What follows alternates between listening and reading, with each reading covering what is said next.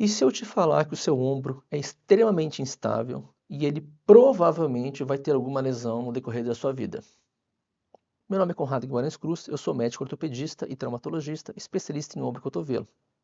Esse é um local de vídeos educativos para a população em geral, para estudantes e também para alguns profissionais da saúde. Eu vou utilizar uma linguagem técnica mais acessível. Isso vai facilitar a sua compreensão nas doenças, principalmente do ombro e cotovelo.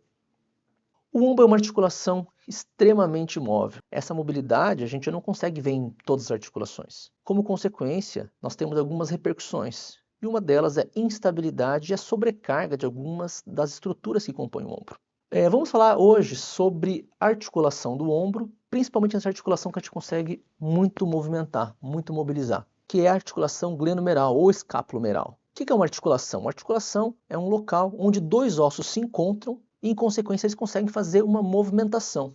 O ombro, sem dúvida, é a articulação mais móvel do corpo. Nós podemos fazer uma comparação com o quadril, que é uma articulação muito semelhante, uma articulação irmã, mas mesmo assim ela tem muitas vantagens na questão de estabilidade. Já o ombro, nós temos movimentos mais rápidos, mas consequentemente temos algumas repercussões e aí, como eu disse, essas estruturas podem facilmente se lesionar e possivelmente, para não falar provavelmente, vão se lesionar em algum momento da vida.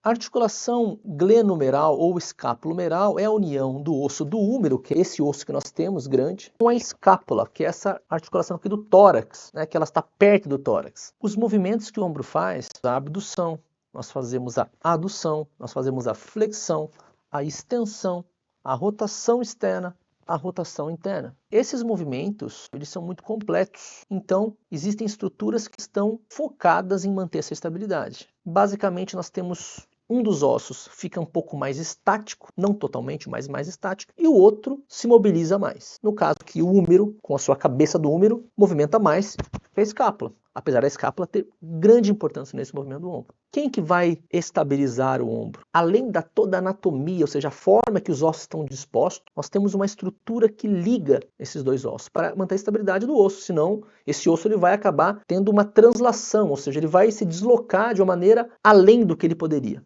Então nós temos uma cápsula articular que compõe os seus ligamentos, que são estruturas que fazem parte dessa cápsula articular, que vão fazer o elo de ligação entre um osso e o outro.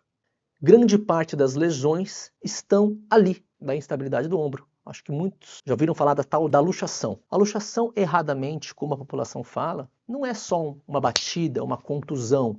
A luxação é o estado em que toda essa estrutura que mantém esses ossos articulados, ou seja, mantém eles unidos, entra em colapso, rompe, se lesiona. E então, o húmero, a cabeça do húmero, se desloca. Para onde que ele vai se deslocar? Por uma questão anatômica, o ombro ele nos coloca para fazer esse movimento aqui, a abdução com rotação externa. Então é muito mais fácil o ombro ele se deslocar para frente, que nós chamamos de instabilidade anterior. Ou seja, ele vem para frente, anterior em relação a nós, nós como referência. Então a luxação glenomeral anterior, sem dúvida, é 95, 97% dos casos. Normalmente ela está relacionada com os traumas. Nós vamos falar mais sobre as lesões, sobre o que fazer com essas lesões, quando você tem que procurar um médico, mas basicamente entender que a luxação é um estado grave. E ele é um estado grave porque o ombro ele naturalmente é instável. Pela própria anatomia, quando a gente fala um pouco da articulação da glenoide, ou seja, da escápula, da parte da escápula com o húmero, a gente percebe ao contrário do quadril que o quadril ele tem um acetábulo. Se alguém já estudou um pouquinho, o acetábulo é essa estrutura que está ali na nossa bacia, que ela recobre totalmente a cabeça do fêmur. Só que veja, o acetábulo é muito grande. Imagine que é um soquete, um soquete à esfera. O soquete do acetábulo, do quadril, ele é enorme, ele cobre quase toda a cabeça. Já no ombro, o soquete é pequenininho. A glenoide ela é pequena, ela é bem menor que o húmero, ou seja, ele é instável. E quem que vai segurar? Cápsula e ligamento. Essas são as estruturas principais que vão segurar o ombro, que vão conseguir evitar que o húmero se desloque. E como falei, pelas angulações do ombro, até mesmo pelos movimentos que nós fazemos, sem dúvida as instabilidades anteriores são muito mais comuns. Uma outra estrutura muito importante, talvez a principal causa de dor no ombro, está relacionada a uma outra parte que a gente chama de manguito rotador. O manguito rotador ele é uma estrutura de tendões. O que é um tendão? O tendão ele é a continuação de um músculo. O músculo é o nosso tecido contrátil, é um tecido friável, ou seja, é um tecido frágil, então ele se transforma naturalmente em um tecido muito fibroso, ele vai virando um tecido forte que se insere no osso, e aí quando ele contrai, ele consegue fazer a alavanca. O manguito rotador é um conjunto de 4 tendões. Qual que é a sua característica principal? A característica principal é que todos eles cobrem a cabeça do úmero, ou seja, eles revestem a cabeça do úmero como se fosse um capuz. E isso, além de ajudar na estabilidade, faz os movimentos de rotação do ombro.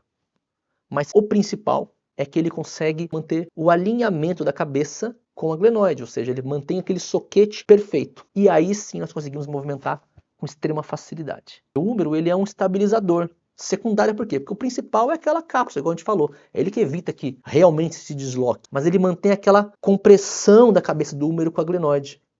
Ou seja, é fundamental para a nossa musculatura. Aí a nossa principal musculatura, que é o deltoide, esse músculo forte que nós temos, né, que o pessoal que malha bastante tem bastante desenvolvido, poder agir com facilidade. Ou seja, a ruptura desses tendões leva a uma instabilidade ou uma dificuldade do deltoide poder agir naturalmente. E essas lesões elas acontecem de nós movimentarmos. As principais lesões estão relacionadas principalmente com a nossa movimentação e o seu abuso da movimentação. E talvez mais importante hoje, a gente estuda bastante as causas das lesões, o nosso estado metabólico, ou seja, como é que está funcionando o nosso corpo. Nós sabemos que os tendões são extremamente frágeis a qualquer agressão. É um tecido pouco vascularizado, ou seja, tem pouco sangue que chega no tendão, e isso facilita as suas lesões e dificulta a sua regeneração. Isso facilita a ruptura progressiva, por isso que quase todas as lesões dos tendões, eles são progressivos. A gente começa com uma lesãozinha pequena, imagina que eles são fibras. Aí ele vai rompendo, até que rompe totalmente, a lesão total. E ainda ela pode retrair, vai fazendo uma retração até que chega uma hora que fica totalmente insuficiente o manguito rotador e o deltoide não consegue agir com facilidade. Então nós focamos muito hoje na parte metabólica, como a gente evita que tenham as lesões, que envolve isso, a diminuição da sobrecarga mecânica, principalmente na parte de trabalho, na parte de esporte, atividades saudáveis e condições de alimentação que facilite essa reciclagem natural do nosso corpo e que o tendão se mantenha o mais saudável possível. Claro que o envelhecimento vai levar para as degenerações. A gente vai falar muito sobre isso nos vídeos posteriores, ok? Um grande abraço para vocês, espero que tenham entendido e nos vemos nos próximos vídeos.